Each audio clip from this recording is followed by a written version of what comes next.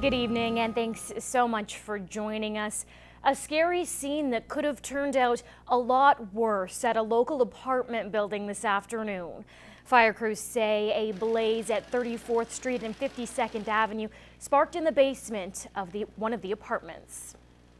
Crews made entry into the apartment and knocked down the fire, which pretty much was contained to the single unit. Most of the fire damage was in the kitchen itself. The cause of the fire is still unknown. No one was hurt in the apartment, and no other injuries have been reported. Well, the Saskatchewan Courthouse in Lloydminster was wrapped in crime tape this afternoon. This was the scene at around 12 p.m. Police say they received a complaint in regards to a situation outside the courthouse, but that's the only details they're releasing. RCMP say the investigation is now wrapped up and nothing further will come of it. A brutal day on highways near Lac La Biche. RCMP responded to 30 crashes in 1 hour alone this afternoon. Vehicles in the ditch, jackknife semis, and multiple fender benders. Heavy snowfall and a drop in temperature are wreaking havoc on multiple major routes with visibility less than 200 meters in some sections. Police are asking you to stay off the roads if at all possible during the extreme conditions.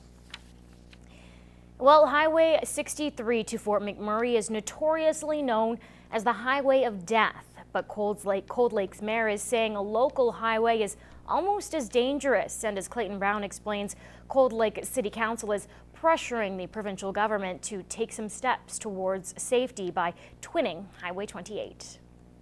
Highway 28 is the gateway to Cold Lake. It's the only route in or out of the city, and concerns are growing of how dangerous the highway is becoming. What's happening on Highway 28 is all the equipment that's coming up from the Nadisku, Leduc area, coming up Highway 28. It's getting tough to pass, and we're seeing some dangerous maneuvers similar to 63.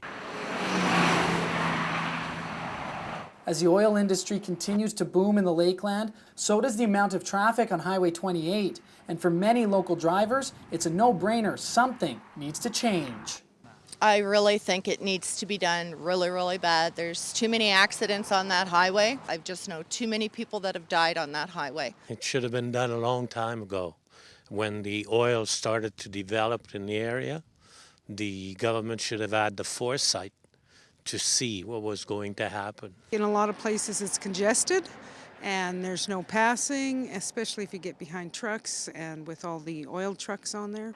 It's been reported there isn't enough traffic on 28 to warrant any twinning, but Copeland says the day is coming when there will. It's getting very unsafe on the highway. We've had some collisions, and we're planting the seed for the province to pay attention over here before it gets out of hand. Council says at the very least the province needs to look at adding passing lanes. In Cold Lake, Clayton Brown, Newcap News.